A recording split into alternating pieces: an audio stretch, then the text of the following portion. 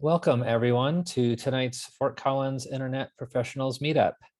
Tonight's topic is how to get others to adopt your technical solution. Our speaker, Dain Johnson, is a project management and change management expert with more than a decade of domestic and international experience. So Dain, please take it away. All right. Thank you for having me. I'm excited to be here with you all this evening. It was great to hear an introduction of everyone so I know where you're all coming from. This is going to be geared a lot towards working within companies, within corporations for change, but there's a lot of applicability for solopreneurs, sounds like a lot of you are, and I find myself as one of those now. I founded REV about 5 years ago. It's a change management consulting firm, organizational development. I'll tell you a little bit about my backstory in the presentation, but now I am coaching engineers turned managers and doing organizational change. Now, I wanted to talk about change with this group and with any technical group, really, because despite all we've learned over the past few decades, all the books published on change and organizational change, we're still at this point where 70% of companies' digital transformations fall short of their objectives. This was a research from Boston Consulting Group done recently and just published in the Wall Street Journal, an article last week. Now, working with people is challenging. You all know that. Your IT professionals, internet professionals working in larger companies or with larger companies. And it's been interesting to see that it's taken a full-blown pandemic for senior leaders to finally get behind so many of the changes we've been asking for when it comes to technology. Some of you were ready for it and you had Zoom ready to go and it was no problem. You had your cloud-first strategy, but others were caught flat-footed.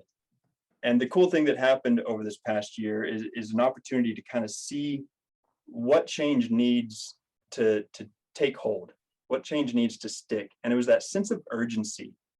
And maybe for the first time in our lives, we had a global sense of urgency and businesses were pivoting on a dime. New businesses were starting, others were failing. And as we've known since the 1990s, as John Cotter taught us, that a prerequisite for change is a sense of urgency. Now, before we jump into the phases of change, I wanted to share a little bit of a story.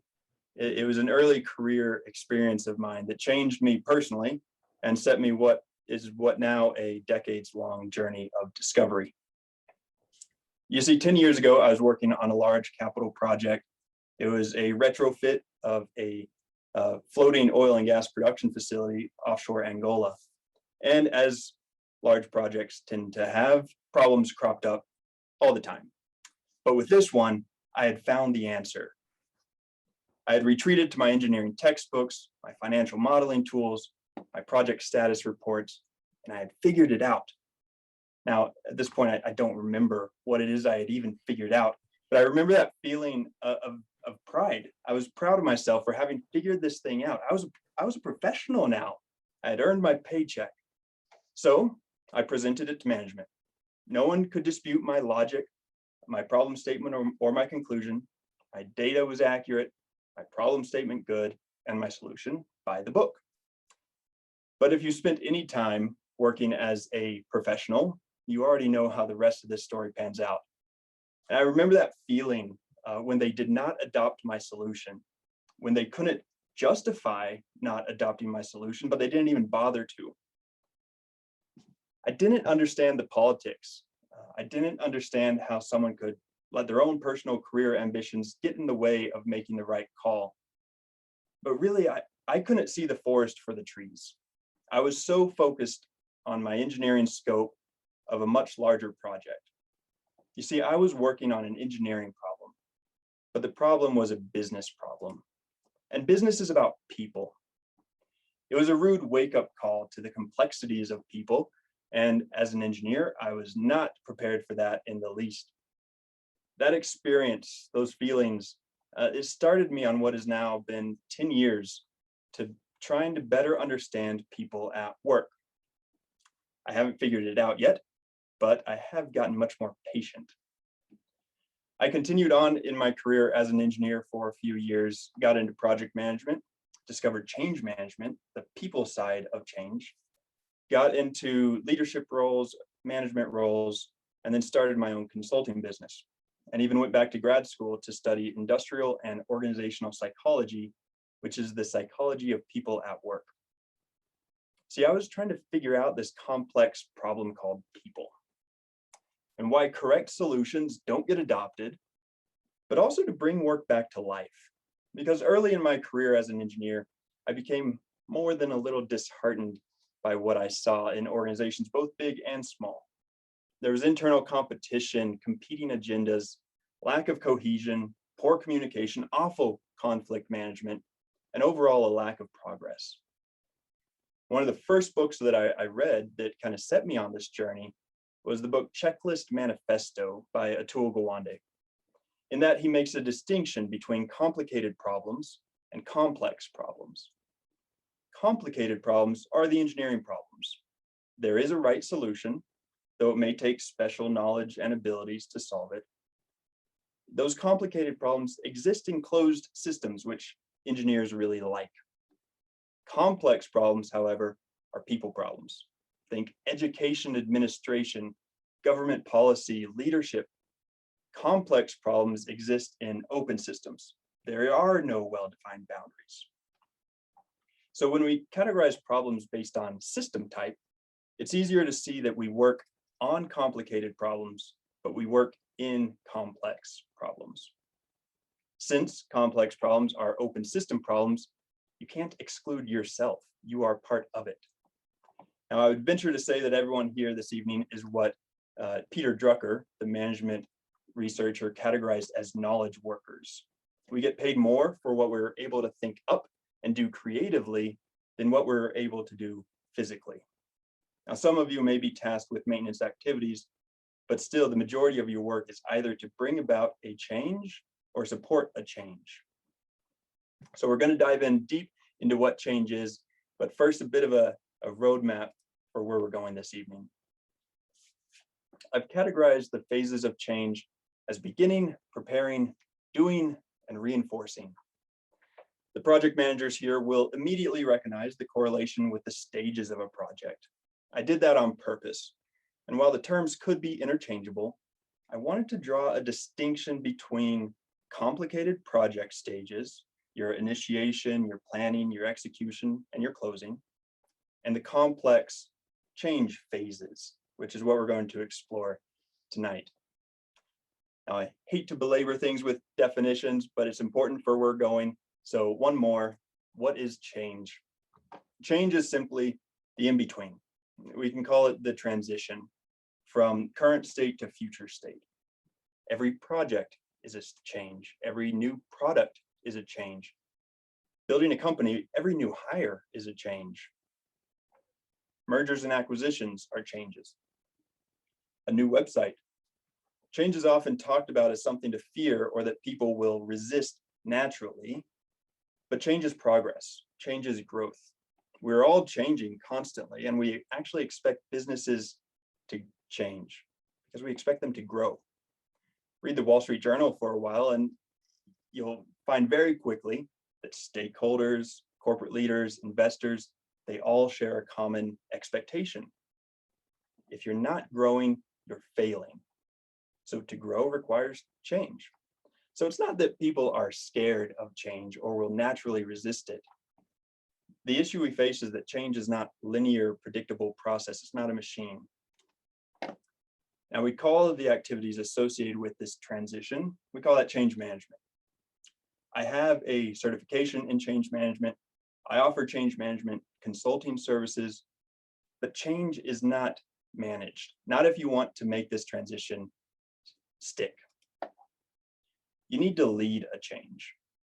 When you manage a change, you will face resistance because your focus is likely compliance rather than collaboration. When you lead a change, you encounter something different altogether.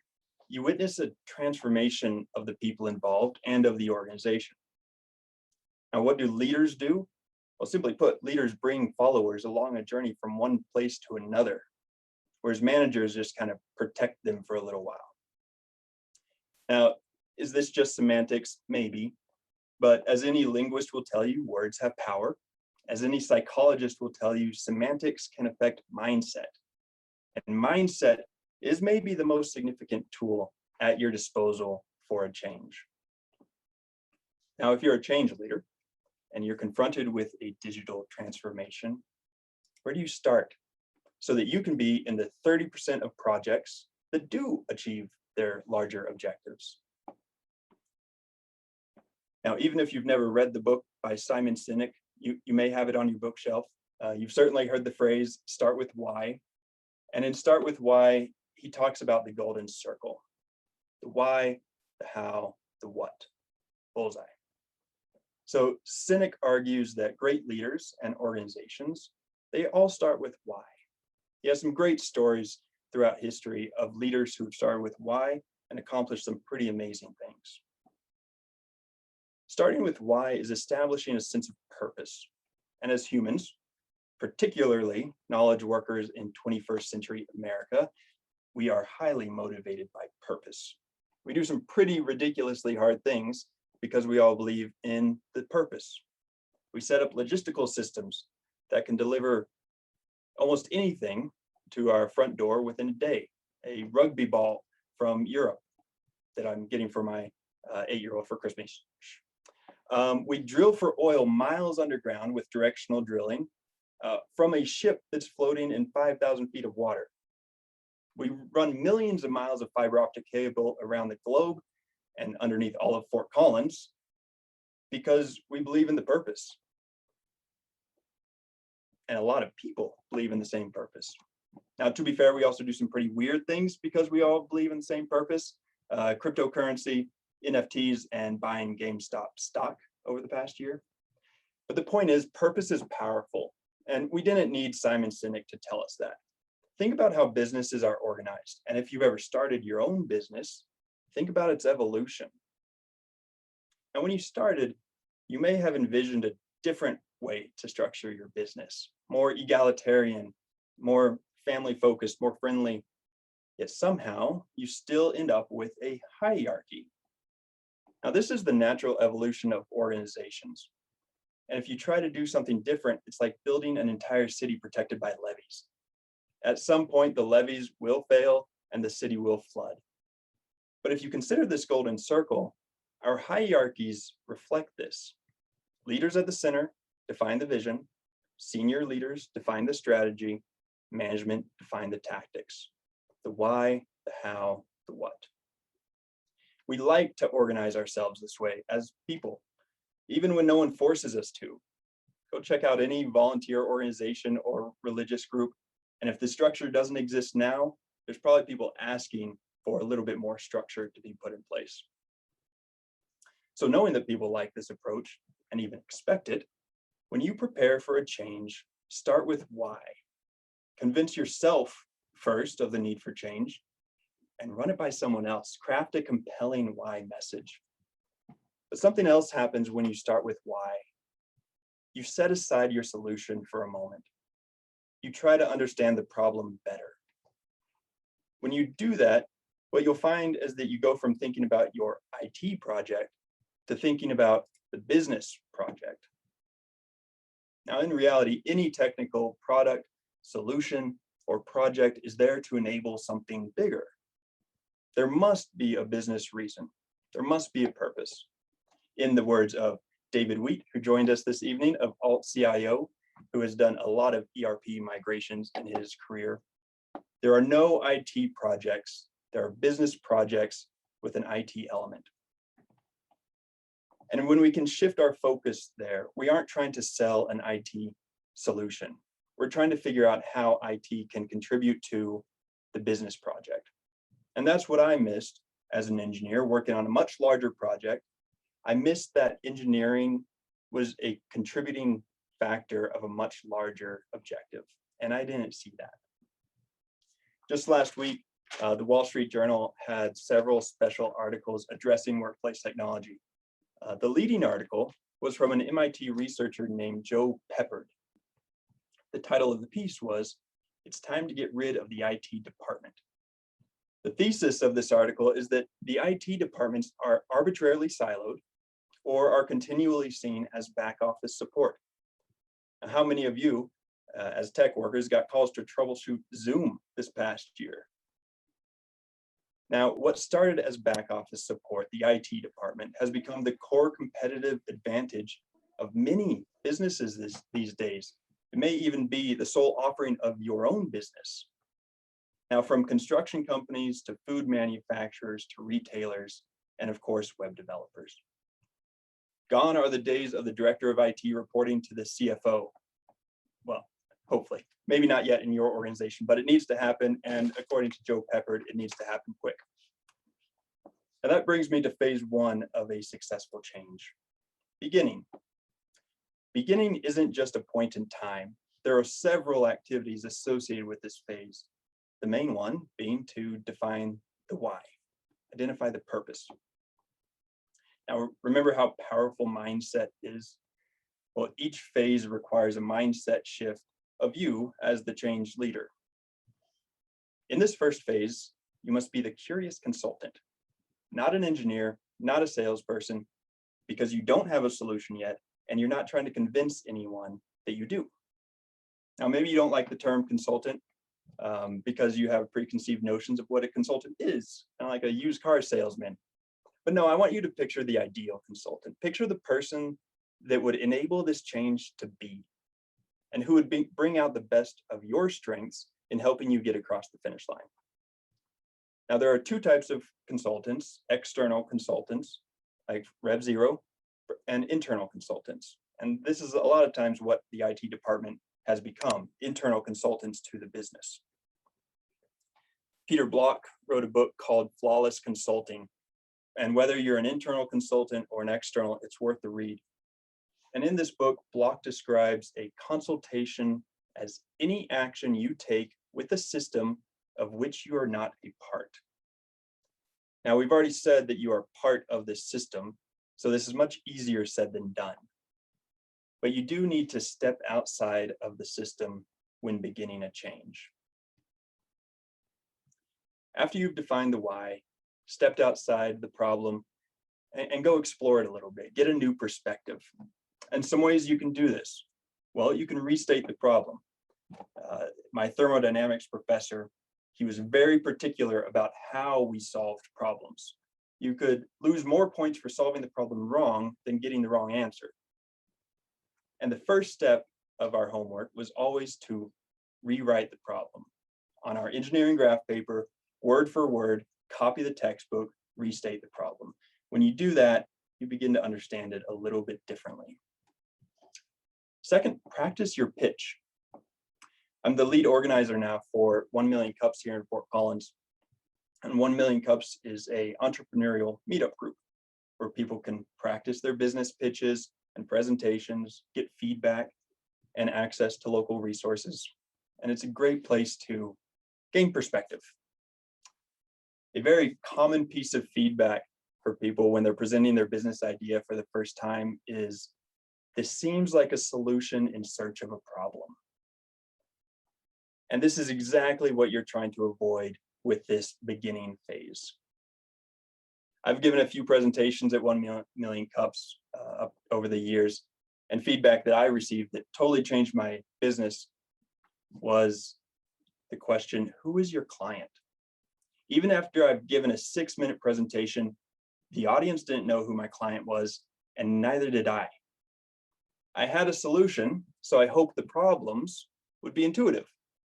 But once I started to think about my client's problems, the solutions became more intuitive.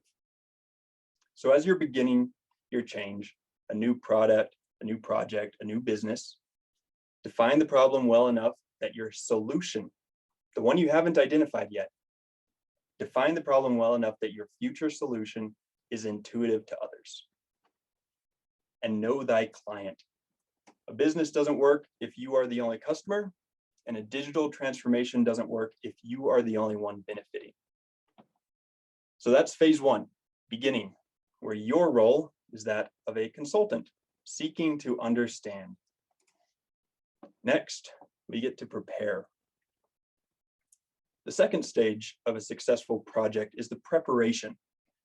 I'm sure you all know how to write a project charter, how to put together a project plan, a budget, a schedule. Those are the tools of a project manager, strategic planning, forecasting. Since you already know how to do the project manager's thing, we won't talk about that because we're here to talk about people. At this stage, your mindset is that of a salesperson. Again, that might put a bad taste in your mouth. If it does, add the book To Sell as Human by Dan Pink to your Audible list right now. It's a great listen. To Sell as Human. When I say preparing, I mean preparing yourself and preparing others to change. Now, we began by understanding the problem and the customers. Now we need to get them ready for what's coming. In the world of project management, stakeholders are anyone impacted by the project or the outcomes of the project, and that's a pretty big group. So I like to break it up like this: your core team, your support team, your customers, and your stakeholders. Now in this phase, you should carefully identify the team that will bring success, not the one you have to use. You likely have direct influence over who is part of the core team, and maybe the support team. The customers, you don't really get to change, and the stakeholders, definitely not. So think about these as your spheres of influence. The further out you go, the less influence you have. So focus your efforts closer to the core at this stage. And consider bringing strong stakeholders, maybe senior executives, into your support group early, a steering committee format. You could also have people who have greater influence than you and who believe in the change, bring them into your support team. Now, remember, we are only identifying the team. We're not building it yet. If you are going to do any team building here, establish your position as the change leader or identify who that change leader is. Recruit a strong partner who complements your strengths and find the right senior sponsor. But don't go further than that yet. Keep that a tight core of 3.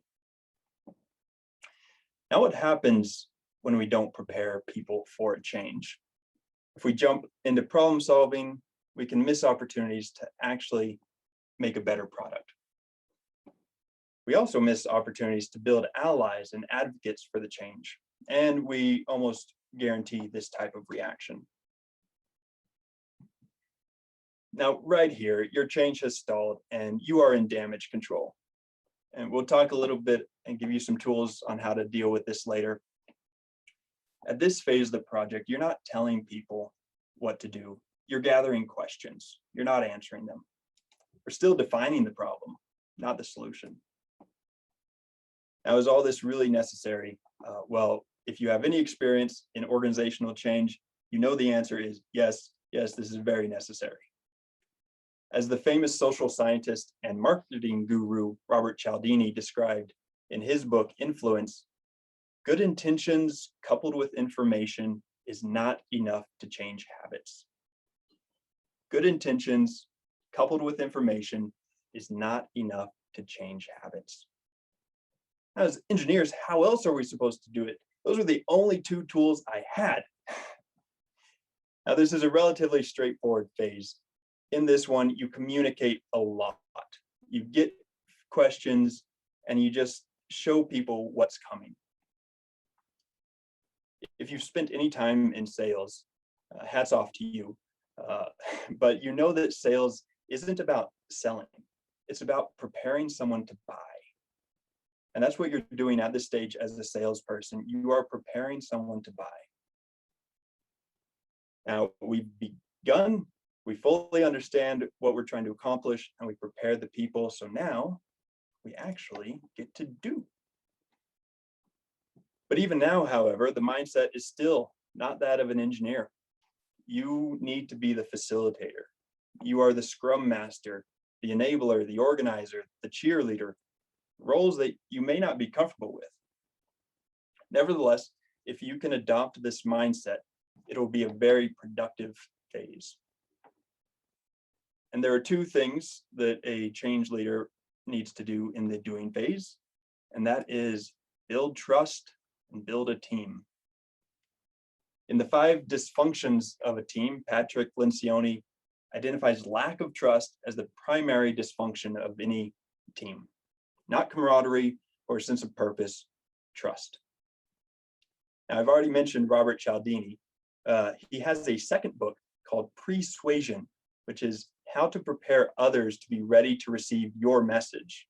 And guess what the first of his 30 principles of persuasion is? Establishing trust. So how can you do this? Best thing you can do at this stage is to act on feedback.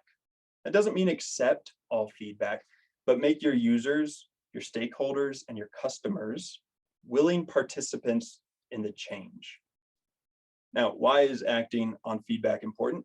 Well, because it demonstrates that you value their ideas, you value what they say, and you value them. And when we feel valued and understood, we trust. We reciprocate with trust. Now, remember our first phase, we sought to understand the problem, not define the solution. And so now we get to co-opt others to create the solution with us. We're all much more willing to accept a change that we help bring about, even if we played a very small role in that. So if you're in the middle of a change now and mistrust exists, here's a very simple way to build trust again. Name the distrust. The more that any distrust is put into words, the more likely you are to build trust. So says our flawless consulting friend, Peter Block. Now, why is this? Well, the psychologist in me knows that this is the best way to shift from destructive personal conflict to constructive and even creative process conflict.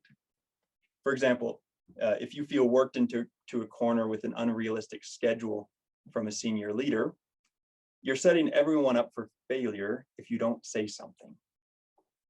If you don't trust that they have the business best interest in mind, you need to find a way to say so. You need to find a way to put that distrust into words and to tell the person. Now, if you feel you have to, and you know you have to, you also need to avoid the fool's choice. Well, what's the fool's choice?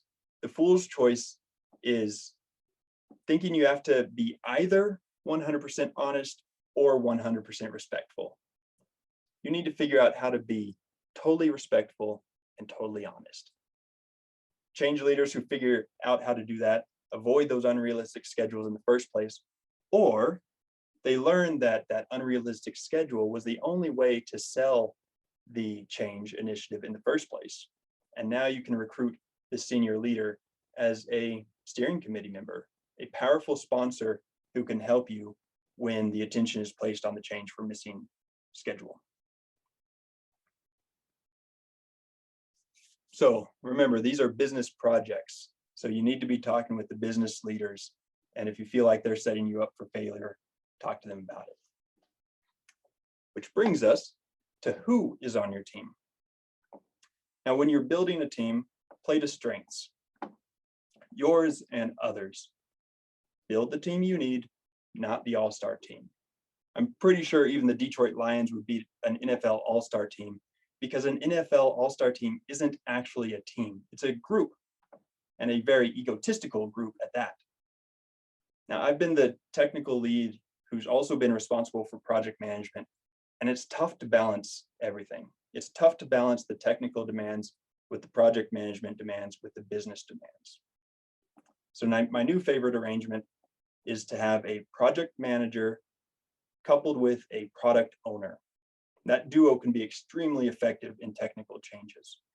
In general, duos are extremely effective, especially if one person is strategic and the other an executor or some combination of this.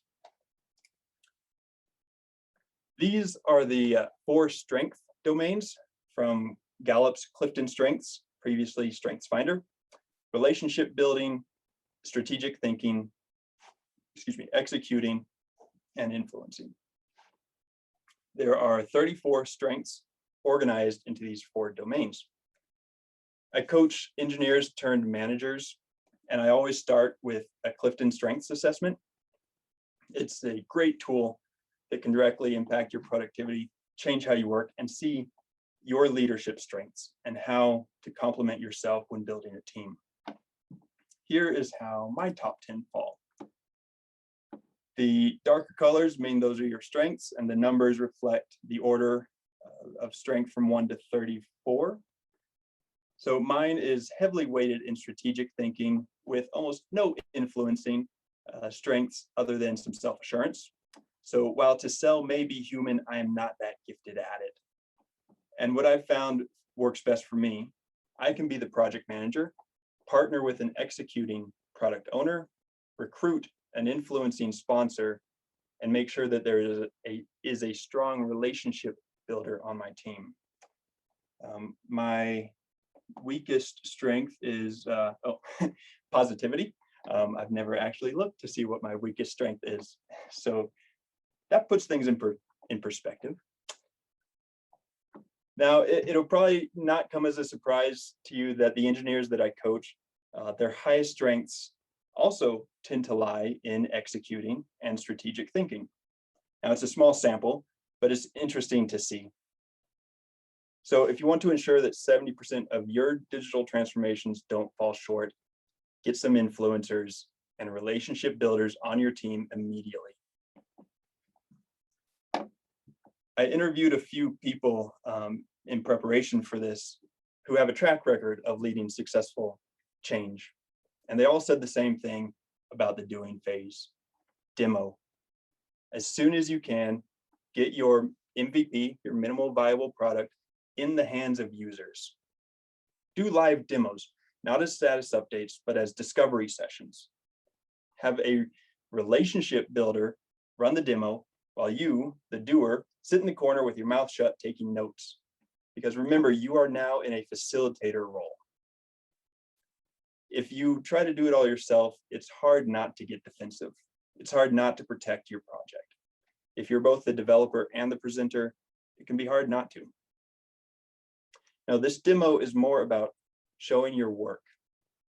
It's about engaging other people as collaborators, hopefully end users. Because this brings your customer in as part of the solution. The more they can see their influence on the final product, the more bought in they will be from day one. All right, I'm moving pretty fast, but we've started with why, you've prepared others, and you've created the perfect solution to the business problem. And now you get to go live. Congratulations. But we're still only in phase 3. We got our technical solution adopted, but adoption was never the objective. John Thompson with Blue Margin here in town calls this the 10-yard line problem. You've got the ball to the 10-yard line, but you're still not in the end zone. You still haven't scored. We've all seen the football player celebrate too soon, dropping the ball in celebration before he even steps into the end zone. And it's just heartbreaking. That's where so many digital transformations stop. Which explains that 70% statistic. Again, you have to go back to the business objectives of the change, of the project, of the product. What is it you sought to accomplish by deploying your solution? And did you actually accomplish it? Did you gain the efficiency to the level you expected? Did you get the sales you hoped for? Did the safety of an operation actually improve? Did your operating costs actually decrease? Now, those are the reasons for change in the first place, not deploying a new tool, or publishing a new website, or even migrating an ERP. Those are strategies to a bigger why. Does the new website drive more traffic? Does it bring about more customers? Which brings us to phase 4 of a successful change, reinforcing. And why do we have a phase 4? Well, because Field of Dreams lied to us. If you build it, they won't necessarily come. So your new mindset in this phase is that of a coach.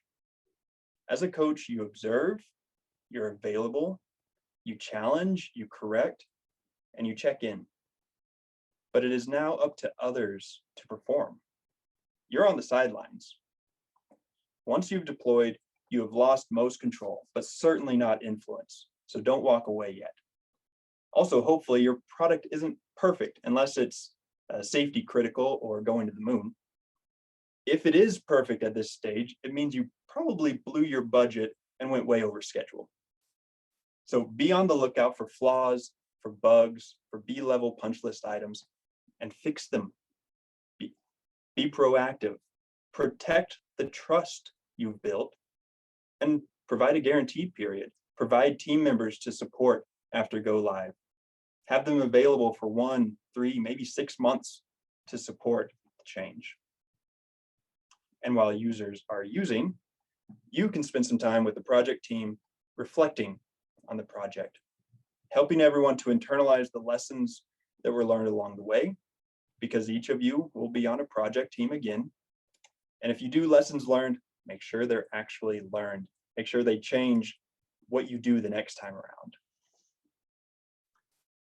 And we also need to assess whether we've achieved those business objectives. Data gathering, data analytics is so widely available, it would be a mistake not to take advantage of it here. So you can gather net promoter scores, monitor usage, track tickets, whatever the appropriate KPI is for your change.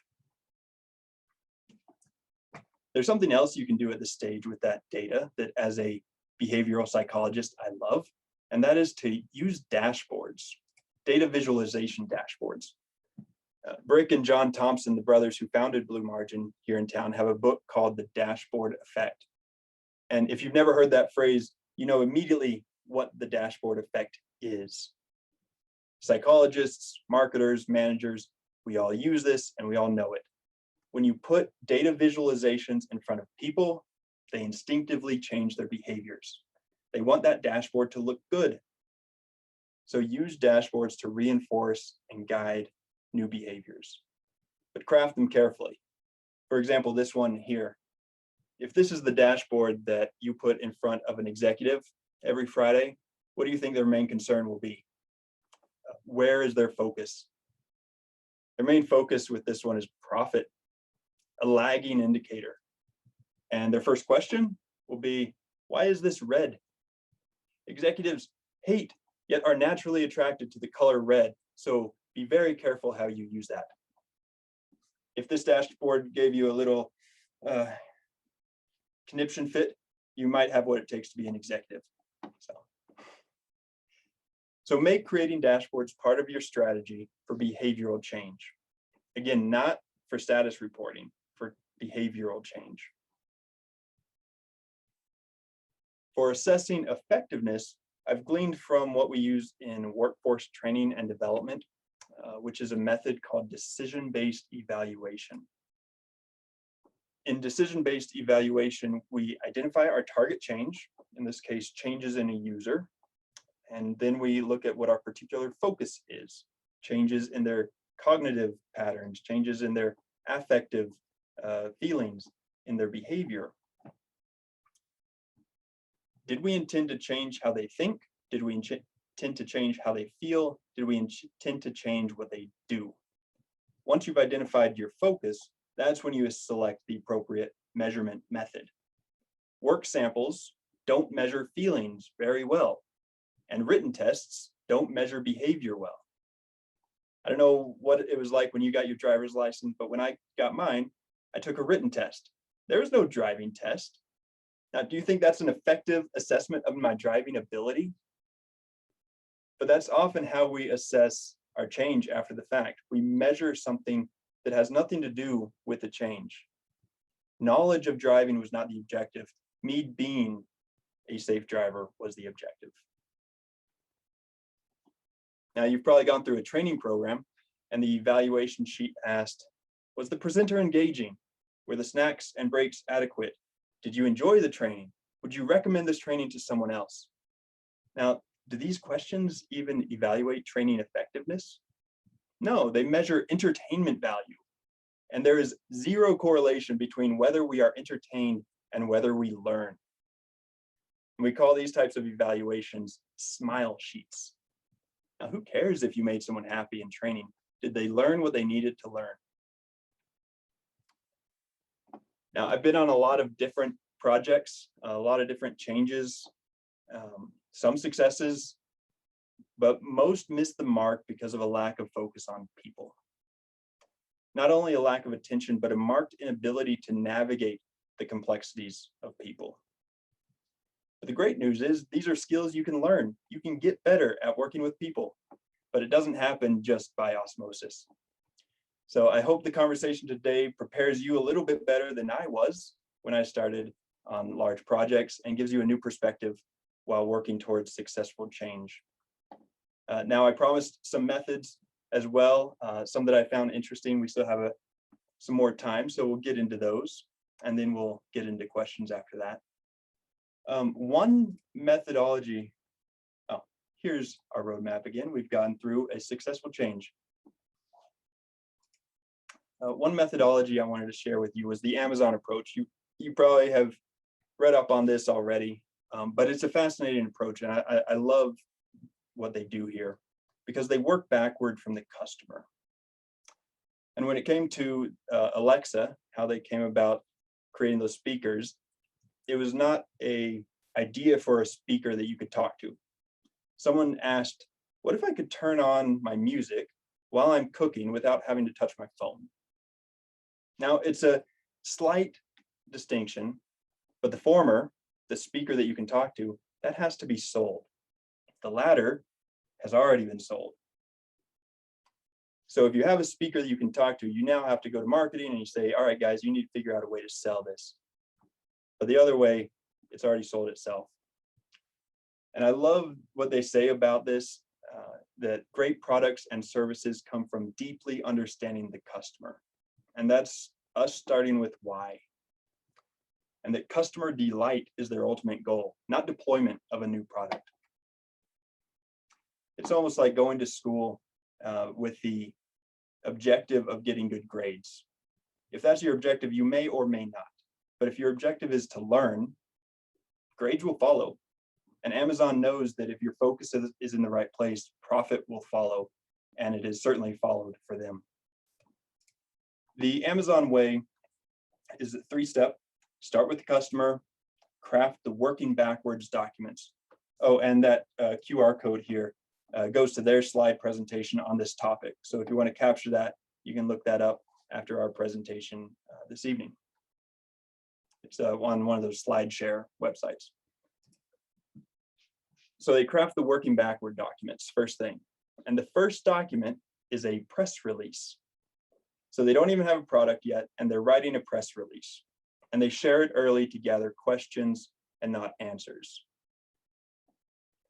And then they build an FAQ, a customer frequently asked questions and a stakeholder FAQ. So if you do have a speaker that you can talk to and ask for recipe instructions, what are some of the questions that you would have? And those FAQ, those answers, shape what your final product becomes. The third working backward document is visualizations. So they storyboard this. I am not a graphic designer or a gifted artist at all, so I would have to recruit someone for this, but you would storyboard the customer interacting with the product. And that just helps you see it from a new perspective. And then third, they refine. It's an iterative process for them.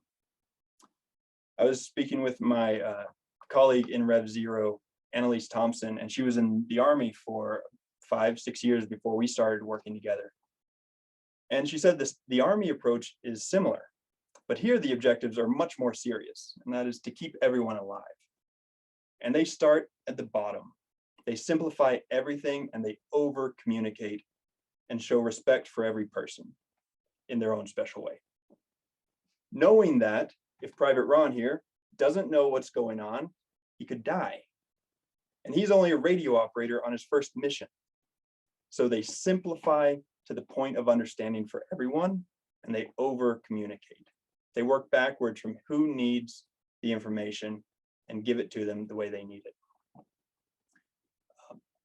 I had all these ideas of what leadership in military was until I started working with people who had been in the military.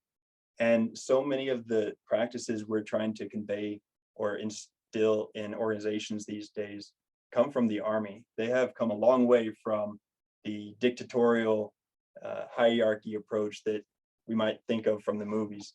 But a great book that kind of shows how the Army has changed and the military has changed is called Team of Teams. In that, there's a lot of distributed decision making.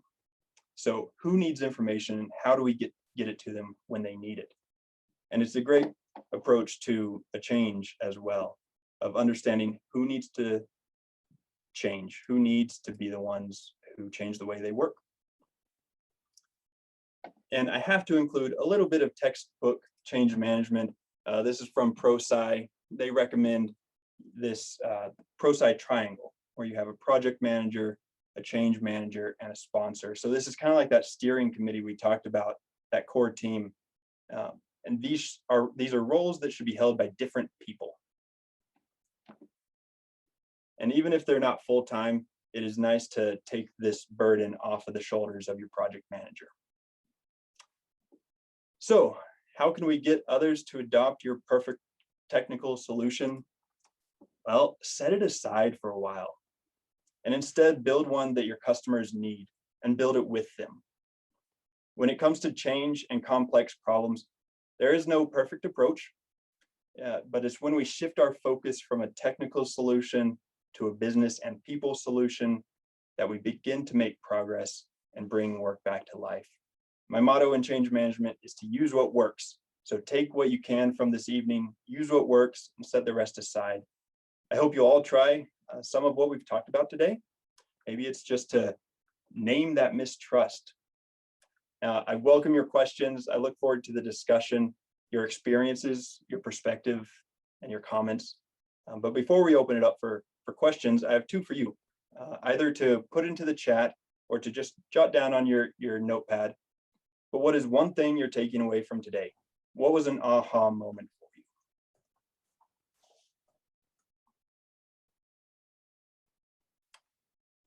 And throw it in the chat if you want to share. That'd be great too. And the second, what is one small thing you can do this week to bring about the change that you know needs to happen? All right, and with that, let's have a discussion.